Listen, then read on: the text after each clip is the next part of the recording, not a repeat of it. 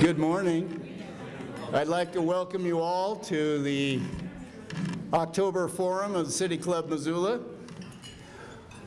As you may or may not know, the charge of this club, let's call it the mission of the City Club Missoula, is to bring together people to inform and inspire citizens on issues vital to the Missoula area community through public forums that encourage the discussion of new ideas and the free exchange of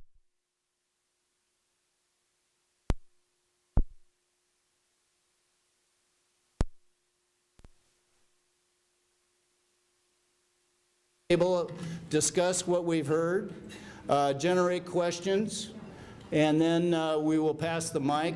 Jeff Badnock, our former chairman, will do that, and we will enlist your questions, and then Barbara Koostra will provide the answers.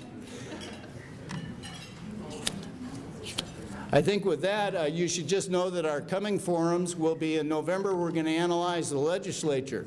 Now, I don't know who's going to do this. I think I saw Pat Williams walk in. Are you going to do that, Pat? Is that your job?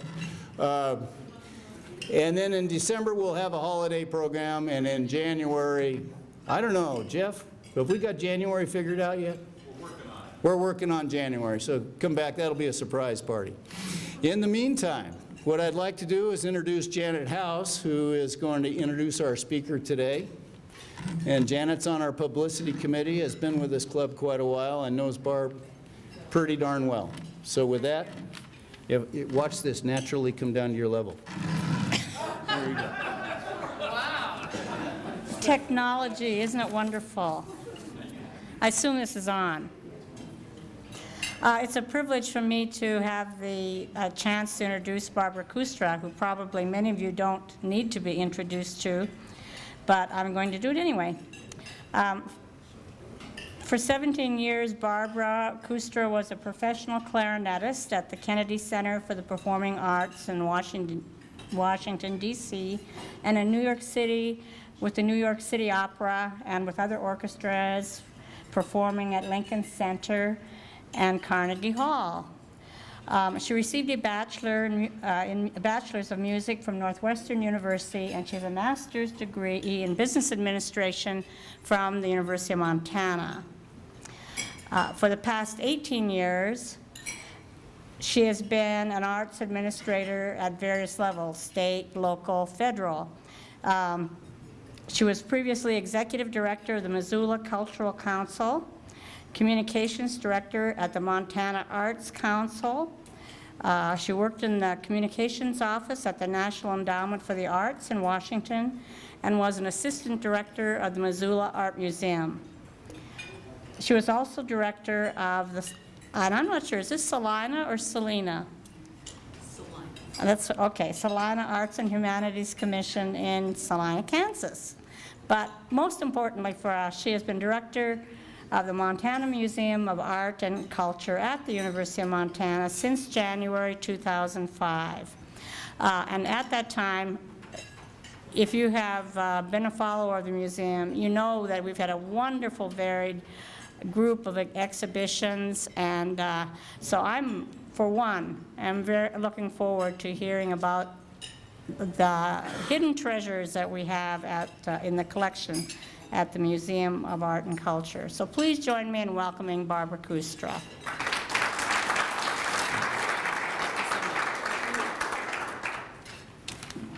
Good morning, everyone. It's great to be here. Thank you, Jan, for that lovely introduction, and I want to thank everyone at City Club for the invitation to be here.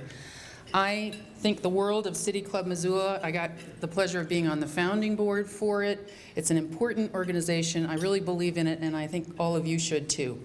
Thanks to Jeff Badnock, Larry Bramman, everyone on the board for the invitation again to be here. Before I begin this talk, I want to acknowledge MMAC's talented curator of art who's here with us today. He's sitting right over here, Brandon Reinches. Brandon does an absolutely outstanding job for us in each and every way. And here too are a number of MMAC advisors, members, and donors. We can't thank you enough for your support too. So now what you saw in the first PowerPoint we had up while you were beginning lunch was a mere sampling of the permanent collection, the hidden treasure in our treasure state. We showed you about 2.7% of the entirety of the collection, which numbers almost 11,000 pieces at this time, and it's growing all the time. Among the artists who you just witnessed on the screen include, and I'm going to try to do this in about 2 breaths, so wish me luck. Rembrandt, Morisot, Degas, Renoir, Daumier, Picasso, Miro, Giacometti, Chagall, Pechstein, Rouault, Kollwitz, Toulouse-Lautrec, Forain, Diaz de la Peña, Delacroix, Piranesi, Repin, Dali, Brown, Maurer, Kona, Warhol, Blake, Sally, Atjay, Borine, Butts, Audio, Catlin, Bodmer, Volkas, Benton, Dana, Remington, Ferry, Malloy, DeCamp, Ingersoll Sharp, Chase, Standing, Steele, Paxson, DeWeese, Seiler, Egenhofer, Claremont, Denemy, Toland, Red Star, Seacrest, Pledge. You get the point.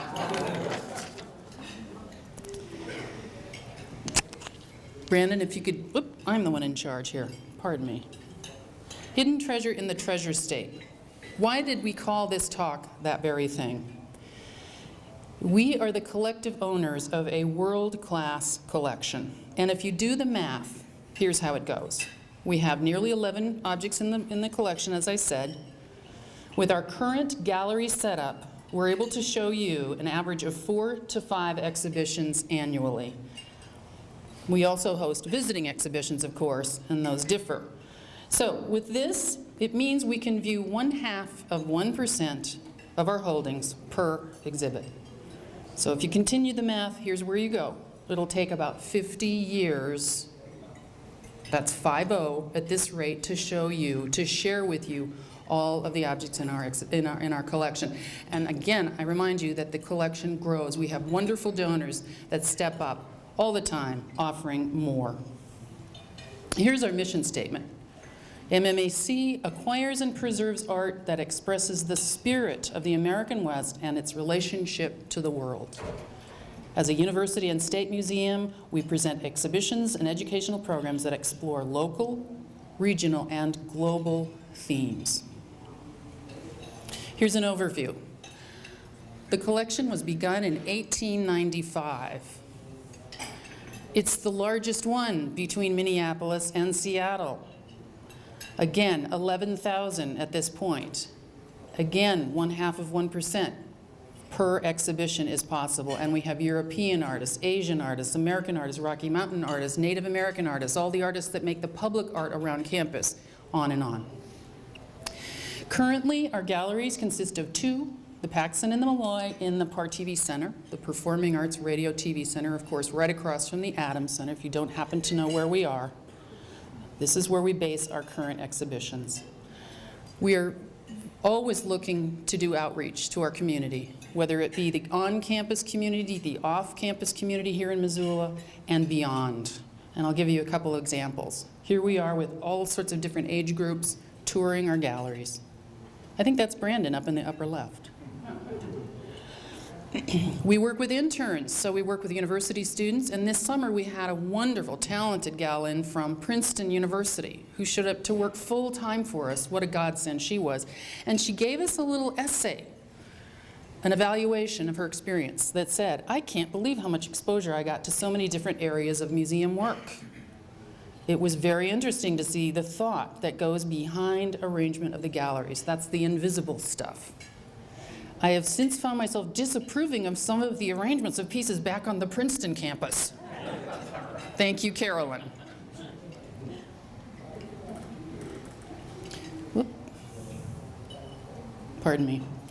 Another way we are doing outreach, and I want to point to Dr. Herb Swick being here today. He has been such a monumentally important figure in all of this, is our wonderful 16-strong docent group. And these are folks that are either working or retired or semi-retired teachers. He, the physician. We have John Talbot on board, Missoulian publisher, professors, practicing artists, and more. These are such devoted, wonderful educators with all age groups that come and visit us. And this fall we have their pilot program, again, heavily engineered by Dr. Swick with all his talents, and it's MMAC in the schools, which are visiting this series of schools, middle, high, private, and the other category, to bring students in buses, in groups in to see our current exhibitions and make it a very meaningful, deeply educational experience. Whoop. We have works on view across Montana. Right now, we are part of Montana Historical Society's show on E.S. Paxson. We have several works lent to them. We're also showing at the Holter Museum through James Todd Jazz Icons at that facility and venue. We're also on view at the Yellowstone Art Museum in their Boundless Visions, telling the story of art in Montana. So that's a Julia Seiler painting we loaned them. But as well, we have works on view in places because we don't have enough room for storing them. And I'm talking now about the Conrad Mansion, the Clark Mansion. Thank you very much. This must be the group, is this the beer group? You know, that brings me to a question I was going to ask at the start here. How come we don't have free beer from the Montana Brewer Festival for our lunch? It's just a question. Okay. So as I was saying, that our wares, our permanent collection objects are on loan to these other institutions, including, as I said, the Clark Mansion, the Conrad Mansion, and also the Daly Mansion. Largely, these are furnishings, furniture items, but other things as well. And then continuing this idea of outreach, you can see all the dots. This encompasses 8 different traveling exhibitions that we've shared across the nation, and the extent of our travels with these pieces of Montana on view to America, sending the Missoula name, the University of Montana name, the MMAC name across the country. And that's where we've been in the last 7 or so years. And then notice how Italy just became part of north of Buffalo or so. That's because we also loaned this beautiful Diaz de la Peña to a museum in Rome a couple of years ago. They found us online. The curator called from Northwestern University, said, could we borrow this for the show? We said, certainly. And we couriered it over to this modest museum, Complesso di Vittoriano in Roma, for Corot to Monet, the ecology of Impressionism. At this point, I'd love to read a quote about what museums mean. Through the ages, art has shaped the very fabric of our society.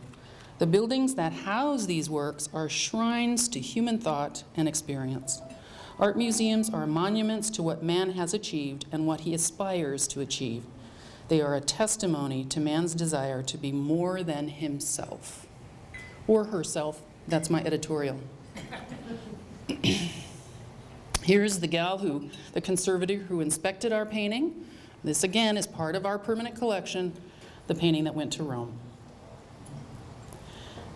I'd like to zoom through just a few of our high points in terms of exhibitions in the past few years. Rembrandt visited us, his Beggar series, the Pulitzer Prize photographs. I hope you all got a chance to see this. This was one of our most powerful and well-attended programs. 60 Artists, 60 Artworks, 60 Years, celebrating Archie Bray Foundation. And this did feature a number of our permanent collection works, as well as some guest works, I'll call them. That's Beth Lowe.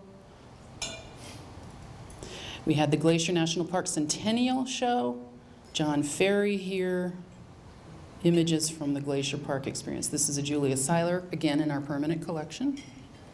We presented A.J. Gibson, that was in conjunction with the AIA, the Montana chapter of the American Institute of Architects, celebrating that art form, as it were. And then, 2 years ago, we had Renoir Magritte Gauguin and European masters from a private collection that included some of these pieces, if you recall. We presented last fall War Torn, the Art of Ben Steele. This entire collection came to us about 1.5 years, 2 years ago. And Ben is a true favorite. He survived the Bataan Death March.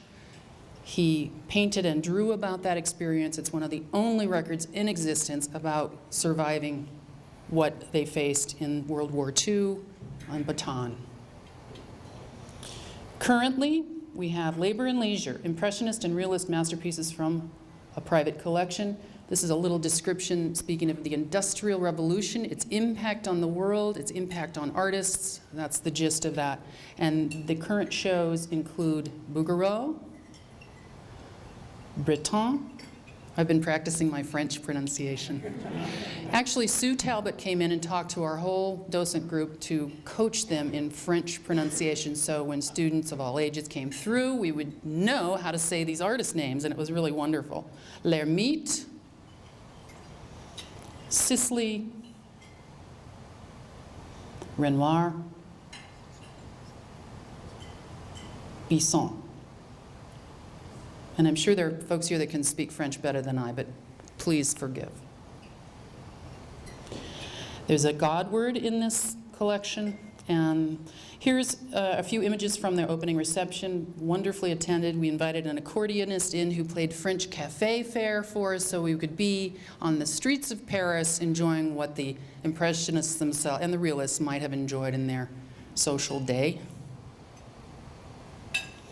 We are bringing in Dr. Gloria Groom, December 3. I invite you all to come and hear. It's part of the President's Lecture Series.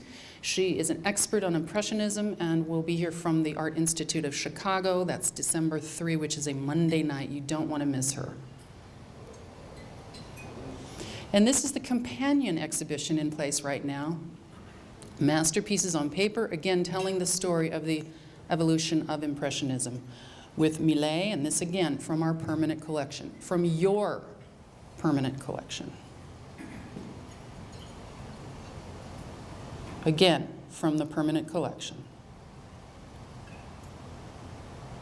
Ditto, another Renoir. And Ann and John Birchie have been wonderful to loan us this piece for this absolutely stunning show. This is what people have been saying. They write down their comments when they come and visit us. What a wonderful surprise to be traveling to Missoula to discover Monet and Renoir on your campus. Thank you for this gift. These were folks from New Mexico that came in. Thank God for art. I feel so privileged to have the opportunity to see amazing pieces of great art, and in Missoula, no less. Thank you. You're welcome. Here is another comment. The paintings, the space, particularly the lush green walls, lighting, and intimacy of the show made the whole experience better in most respects than the Prado or the Louvre or MoMA or Reina Sofia or, well, take your pick. What a lovely compliment. And these are in our only 1,740 square feet of exhibition spaces. It would be so superb to be able to do more, but I'll get to that in a moment. We also have satellite, I almost said Seattle exhibitions, but they are satellite exhibitions, where we try to get creative and share more of our permanent collection in sites around campus. So, for instance, China in Missoula we were part of. We go to the Office of the President and the Mansfield for this. So here, I'll start shortening it to PC, permanent collection. PC. Again. And again. Now, Tom Benson, thank you so much for sharing this slide from your study, the Americans for the Arts study of the arts and economic impact. I'm just sticking this in as a reminder to us all that in the Missoula area, the study of the nonprofit arts sector brings in some pretty important numbers, $39.9 million as far as the industry goes in Missoula in terms of economic impact, supporting 1,447 FTE jobs, supporting state and local tax revenue to the tune of $3.3 million, et cetera. These are really important numbers, and any museum worth its salt is part of these numbers. We have coming Nancy Erickson, Kindred Spirits, and we'll be doing this in conjunction with the CVPA and Odyssey of the Stars, March 16th. And here are a few images coming from Nancy, very talented, wonderful artist, who honors Mother Nature and its creatures. And she very much loves to employ ideas from the caves, the art caves of the world. So we're going to turn the Malloy Gallery into a cave for you and put her pieces inside of it. Fashion and textiles will also be on view, again from the PC. These are a few brief images, sneak previews. This, an Asian textile, Southeast Asian, from Helen Cappadocia's wonderful collection to us. Almost entirely, this collection is made from generosity from donors. Gifts from folks far and wide, obviously a connection to Montana. They may be alums, they may not be, but they wanted to have a home in Missoula, in Montana, at the university, but they've also wanted their pieces shared. Ah!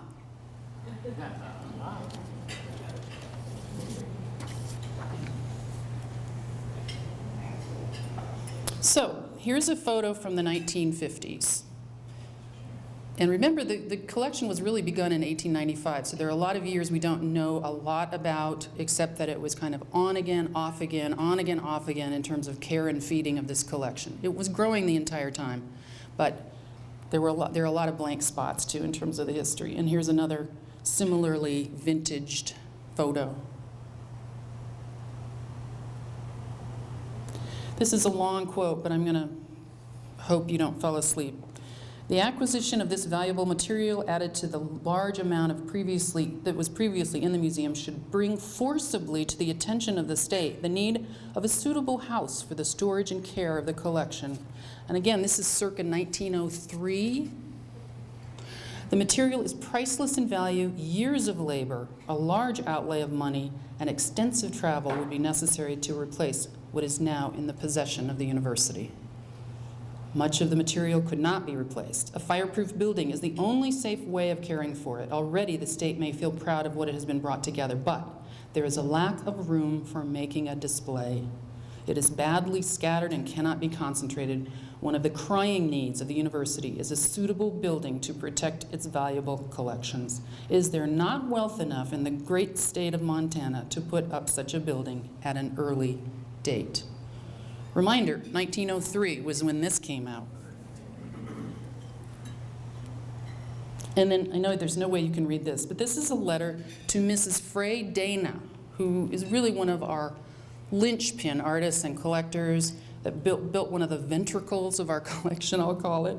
And it says, it's addressed from then President McCain of U of M to Mrs. Dana, and it says, first of all, let me assure you that we are at Montana State University, as it was then called, intending to make the most aggressive possible effort to acquire in the near future the funds necessary for the erection of on this campus of an adequate museum. This is from 1948. We regret exceedingly the fact that we are losing many priceless treasures from our state as a result of the inadequacy of facilities for storing and exhibiting them. I shall keep you informed of any progress, blah, blah, blah, blah, blah. Okay. Recently, we were surveyed by a CAP assessor. Here he is, Richard Trella. And he wrote a report up for us. I know I have a lot of language in this, but I'm trying to hammer my point, obviously. This is an outstanding museum with very fine collections. However, there is no museum building. The most overwhelming problem is the very crowded and mostly substandard storage conditions. What is he talking about? This is what he's talking about. This is our primary storage area. So is this. So is this. Now make no mistake, my curatorial team does a fabulous job of caring for this art. And we do have security in place, and we do have climate control in place. It's just that we have so many beautiful wares that we cannot share anywhere, that we are crowded. There's no doubt about it. Here we have storage in the Prescott House. Here we have further storage in a tractor trailer at Fort Missoula. Of course, this is not art. Let me be clear. This is not art. This is furnishings, like pedestals and display furniture and that type of thing. Of course, we would never put art in that kind of circumstance. Here's more storage in McGill Hall. And another tractor trailer. This one's behind the facilities stores or facility services area of our campus. That's a piece of sculpture that was somehow moved, and we took care of that after this picture was taken, but it's the Truck Driver Training Museum storage. And again, no art in there, but. And then we have our offices in Main Hall. Many folks get confused. They come to Main Hall and they say, where's the museum? So we do work in 7 different disparate locations. It's very frustrating. This is a wonderful, on the lower right, I'm just going to say briefly, a wonderful start of a collection of 3,000 books on art and culture that the wonderful Helen Cappadocia is giving us. But I can't put them anywhere. Okay. Other university museums. We did a little study, and I know this is difficult to read. I hope that I can bring your attention to the bottom line of numbers and that's our museum and its statistics as to total square footage, exhibition footage, collection storage footage. And just even a brief scan, even if you can't see the exact museums in place on the left, shows you the stark contrast.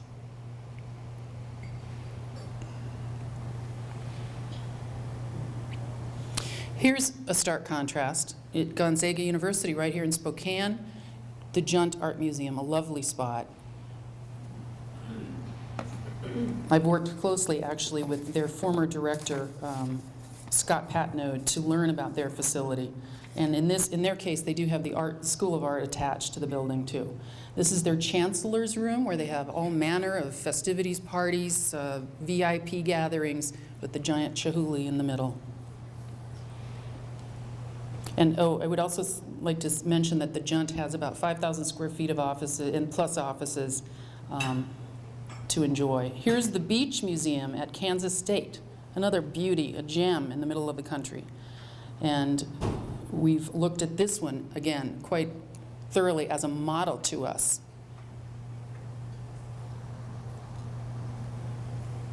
And here's the Museum of the Rockies, that receives about 120,000 visitors a year.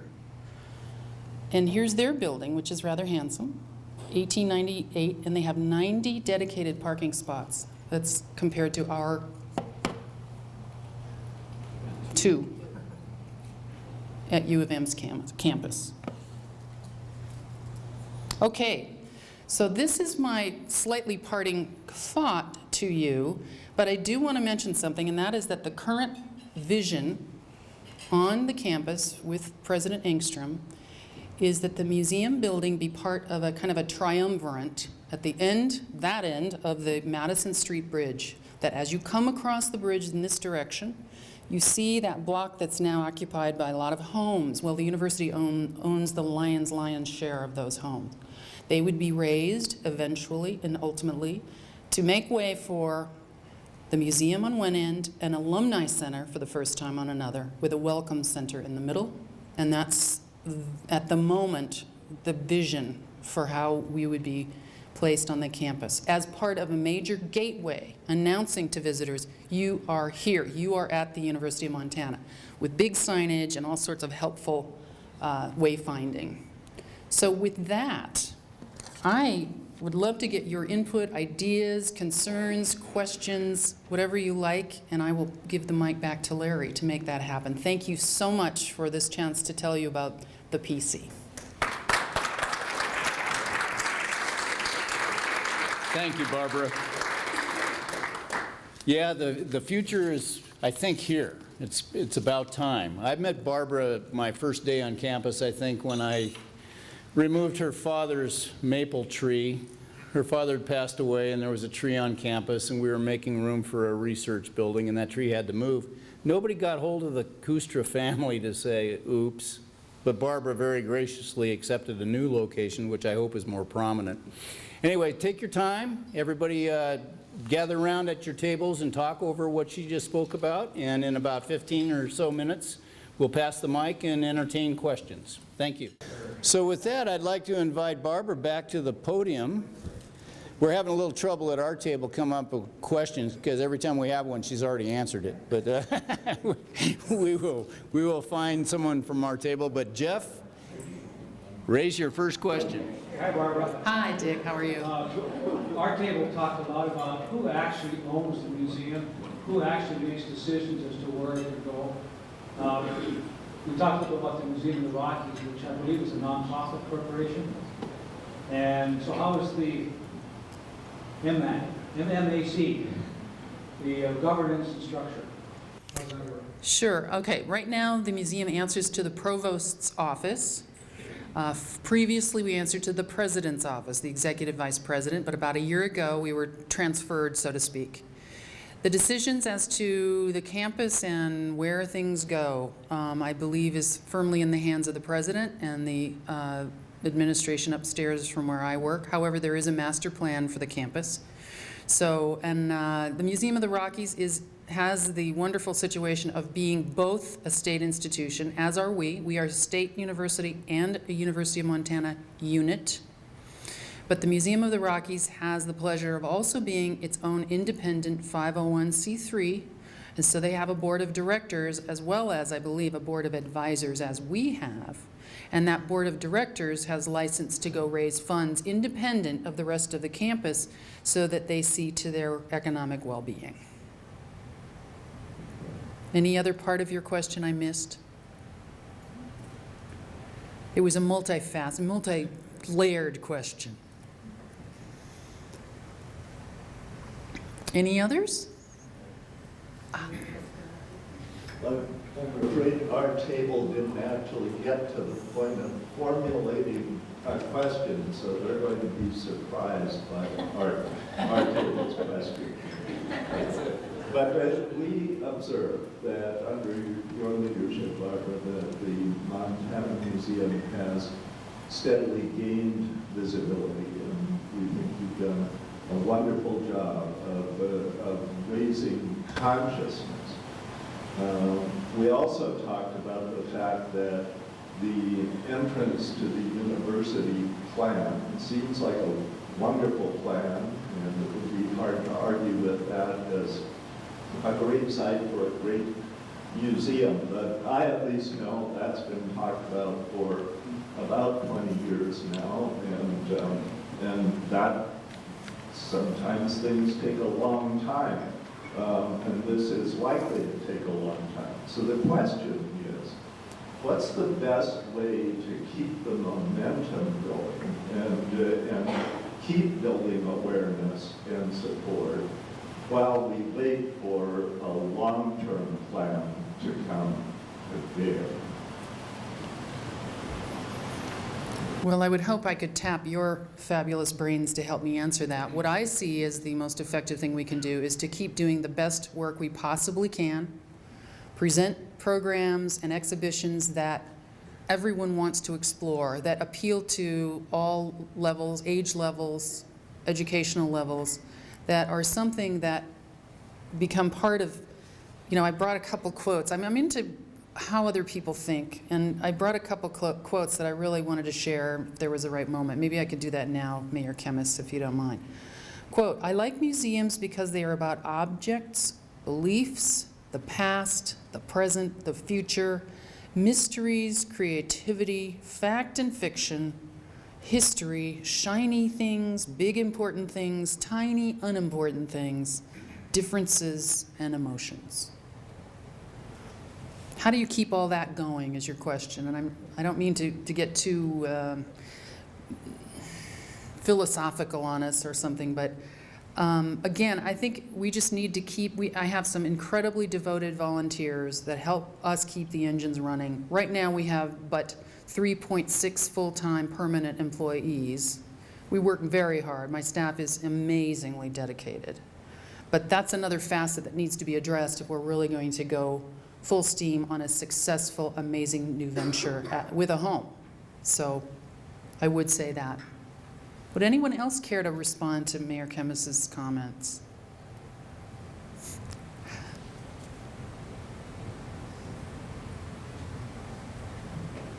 Can I share another quote? There's too much of a silent lull there. "I like museums because in today's world of high speed, high volume, technological, virtual, brand name everything, museums often manage to slow me down, quiet my mind, allow me to hear human voices instead of computerized or televised ones, allow my imagination to create virtual worlds rather than rely on someone else's web program." Just a thought.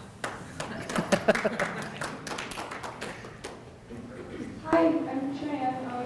I'm from Willard. I had a question on our table about having like a separate wing for the high school art. High school art. I'm sorry, could you just repeat that, Cheyenne? Thank you.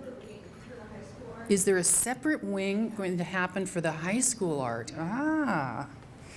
Well, you know, our mission is about serving all age groups. We're a state museum, so we want to serve everyone in the great state of Montana. As far as featuring high school programs, I think we would do that sometimes when it kind of went alongside some of our other mission-driven efforts. And in fact, we are going to have, and I'll just announce this now, an art contest in association with the Impressionism and Realism we have now. I already have the prizes in my office. So we're going to set that up with our co-sponsor, the Missoulian, pretty soon during the run of this show. So I hope you and your friends participate with that. So Barbara, obviously the museum is a benefit to the university, but it's also a benefit, a huge benefit for the community. So in order to raise funds, you've got to be collaborating or linking to various community organizations. So how are you leveraging those organizations outside the university? Well, I believe we have a real town meets gown program set up, and certainly our volunteers speak to that. We're so grateful for that. But I couldn't agree more. It's going to take a complete partnership on the part of university funding, which is slim pickings. I mean, look at the record of tax-based funding at the University of Montana and throughout the university system, say 1990 versus today. It's dramatically different. And that's just the way it is. It used to be about 75% funded by the state of Montana. And now it's down to somewhere 8 to 10%. That's a huge difference. And so we by necessity have to rely on the private sector and gifts. But I think, you know, with most museums, like the Beach Museum I showed you images of a little while ago, that museum was a 50th wedding anniversary gift from a gentleman named Mr. Beach to Mrs. Beach. Honey, I'm giving you a museum for our 50th wedding anniversary. That's what happened. And I was telling the table over here that their collection literally tripled inside of 5 years once that building was in place. The same thing will happen with the MMAC. There is no question in my mind, mostly because I see these wonderful collector donors lined up waiting for us to have a home, and they will participate in terms of gifts to us. We already have many wonderful gifts insofar as we can house them and store them properly at this time. But these collectors may not share. It's sort of like that quote I read a little while ago about losing treasures out of Montana because of the lack of space. I don't want that to happen.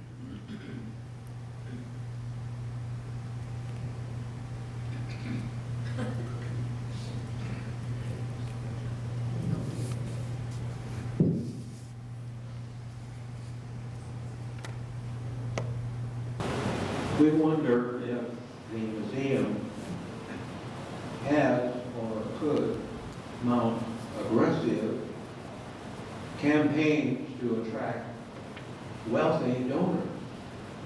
There are museums in this country that carry the name of big donors. Now, if you went to the Big Four, so there's supposed to be a lot of millionaires and billionaires, and aggressively sought at least one donor that would like to have his or her name on the museum. That would help. And also, I would recommend that you go after many wealthy people that come to live in Montana, like Ted Turner.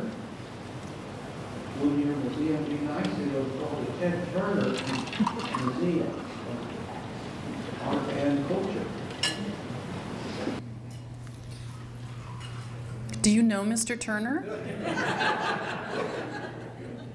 No, I think that's a wonderful idea. And of course, every nonprofit who's thoughtful and that's here in Montana thinks that way, well, we've got some very wealthy folks. I think it's a matter of access, and sometimes it's a matter of their own personal philosophy about having maybe a second or third or fourth home in Montana, and how do you become part of their consciousness. And so we're constantly, I thank you for the question, we're constantly trying to figure out who those angels with big wings are, who are into art. I mean, it's a wonderful special breed that loves art. We all love art, but as far as those that can really have the freedom to collect it in big numbers and all of that, we're constantly looking for those folks, and I agree with you. It's going to take someone like that with their name on the side, and we could even have the CNN gallery. Just kidding.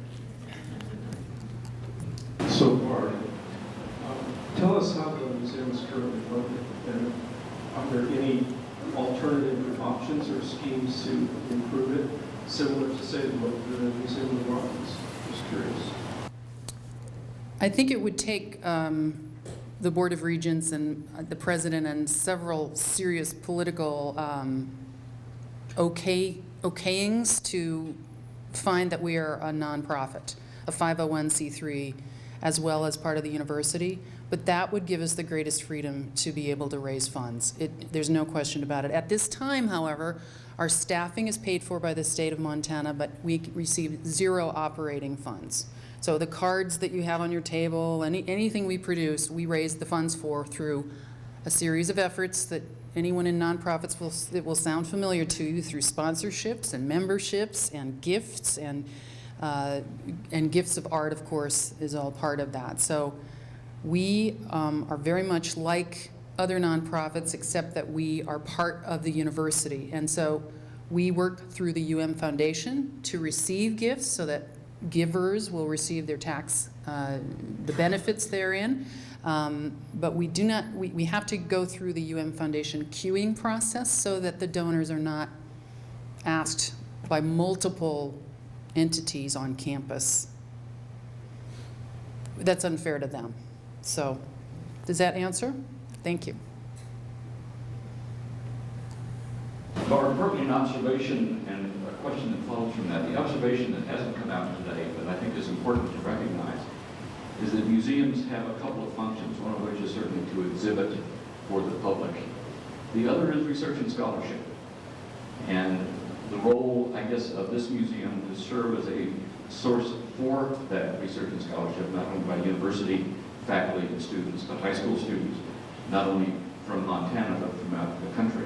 Think of the Ben Steele exhibit, which, as you pointed out, is probably now recognized as the world's single most important visual record of the Baton Death March.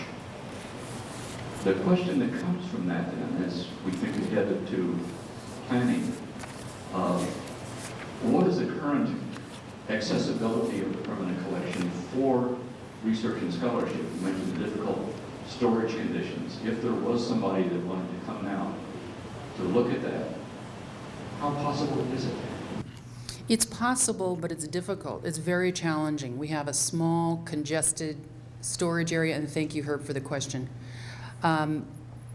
We do get requests from scholars, researchers to come and see, but it demands, we don't have a separate reading room, we don't have a separate study area, so folks literally have to come into our storage, which is a bit of a concern. It's sort of mixing metaphors, and we have to staff it inevitably so that, you know, everything is secure at the same time. So if someone really came in and was serious about studying one of the paintings we shared with you today for hours or days on end for a dissertation or what have you, it would be a challenge for us to be able to staff it appropriately and give them the access they might need. So that limits our ability to help students on our campus. There is no question about it if they are pursuing a particular area of art study that connects with our permanent collection. There's no question about that. And I would add one other thing about your mention of Ben Steele. You know, we get calls. I got one last week from somewhere in New Mexico. Is the Ben Steele show still up? No, I'm so sorry, but we have plans to see it again in 2015. That's not good enough. I mean, we build and build to highlight a particular show, a particular collection that really should have national attention and international attention.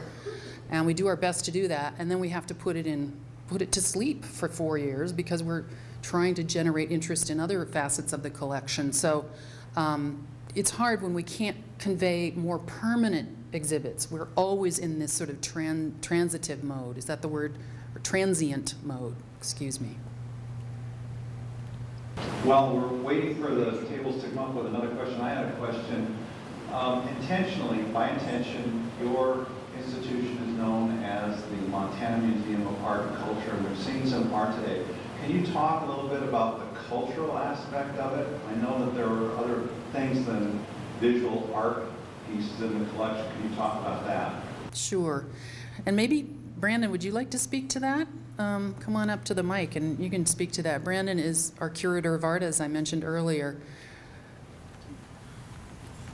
Not only do we have wonderful pieces in the permanent collection that represent other cultures, some really wonderful pre-Columbian pieces or the Southeast Asian textiles, but I think we do a lot with programming too, and so we had a prominent Egyptologist, Dr. Ryan, come and speak. We try to develop programming with the President's Lecture Series as often as possible. So we try to expand what our program is and get people not only in touch with the individual pieces of art, objects of art, but expand their minds in other ways too and get them in touch with some of those cultural aspects. Thanks, Brandon.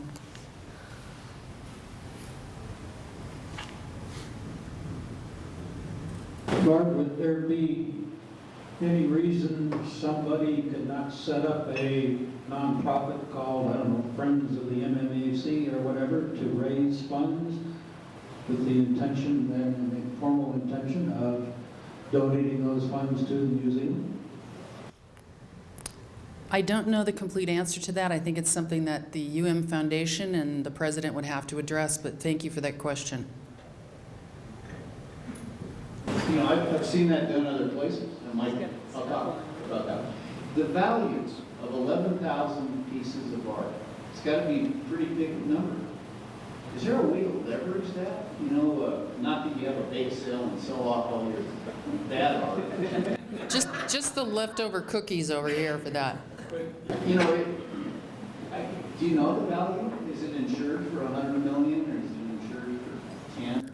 It is insured, and we don't talk about that in terms of, we talk about intrinsic value. Of course, we have to know what the insurable value is, although we are not appraisers either.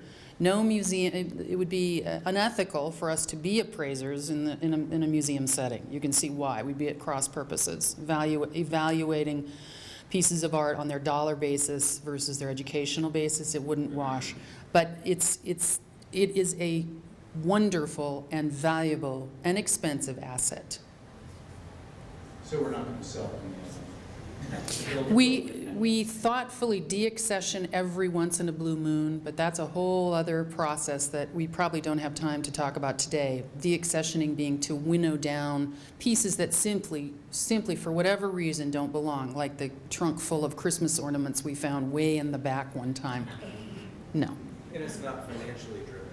Right. It's not financially driven. It's aesthetically driven. It's can we house it driven. It's does it belong driven. There are a lot of measures by which we decide these things. And it's rather rigorous, too. Was there a question back here?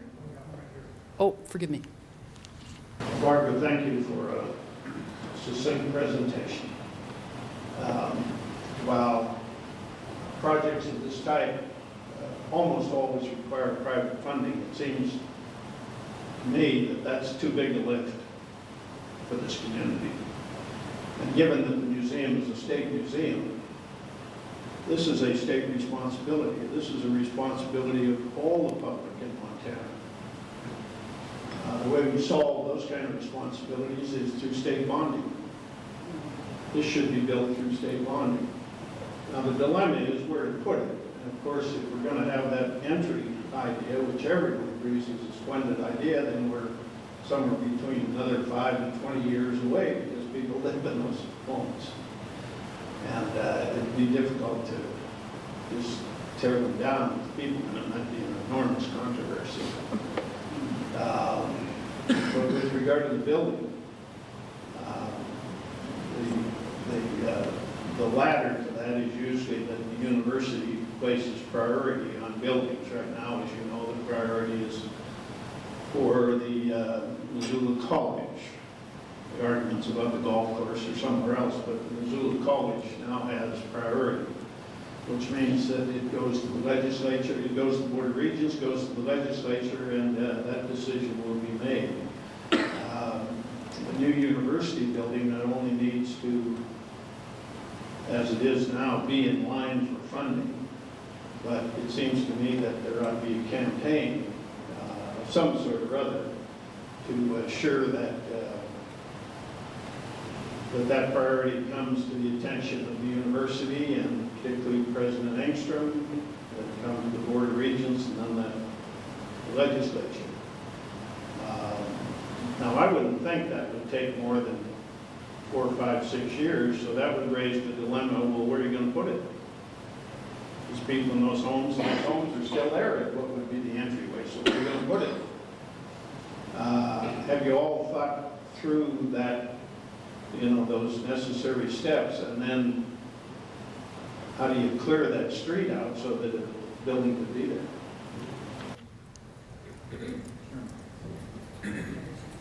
Well, just to make it very clear, and I may not have earlier, the university owns all but one structure on that block at this time. So I appreciate your comments very much, Congressman, and I think it's a big question. I mean, I think you're right. It's going to take time.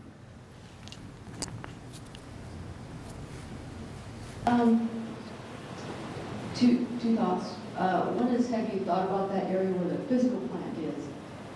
Beautiful, up against the hill. Maybe all the cars and trucks, they could go park somewhere else. That's not as vital. Just thought. But my real question is, what is your relationship with our downtown museum, Missoula Art Museum? Or what's your relationship? How does your mission compare and contrast with theirs? Their mission is about contemporary art and regional contemporary art. And ours, as you can see, is international. Our collection and our programming is international in scope, which connects, I think, beautifully with this whole 21st century global strategic plan in place for the University of Montana. And a university for the global century, I believe, is the way it's being phrased. So we have a very different mission statement, and we're driven by different things. And there may be times when we're definitely confused. Without a home, people have a tough time finding us, getting to us, and sometimes we are mistaken for the Missoula Art Museum, and vice versa. We know that. We would love to have a place that defines these mission statements greatly so people can enjoy both. And I think that's part of the whole synergy of why arts districts exist for various communities, including our own in terms of the master plan for Missoula, right in this very area of downtown. We'd be thrilled to be part of what's considered an arts district.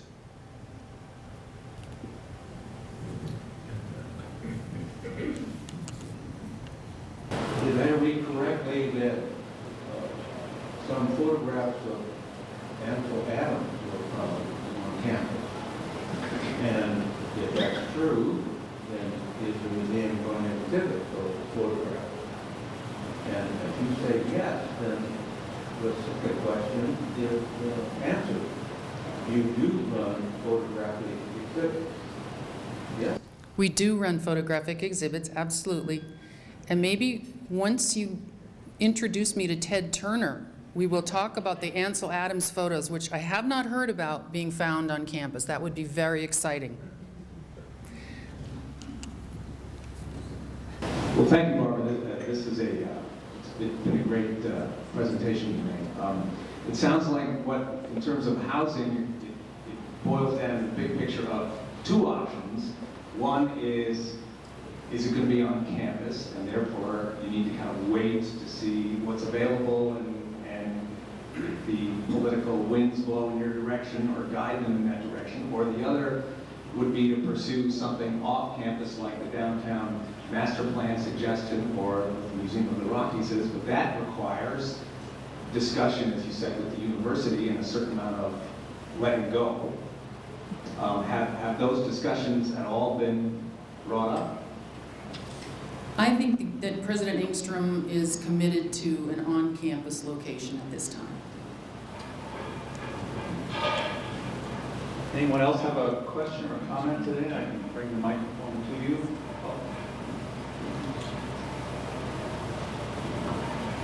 So I just have two questions for you. One, regarding the funding issue, are you allowed to do grant writing, or is that? Oh, of course, grants as well.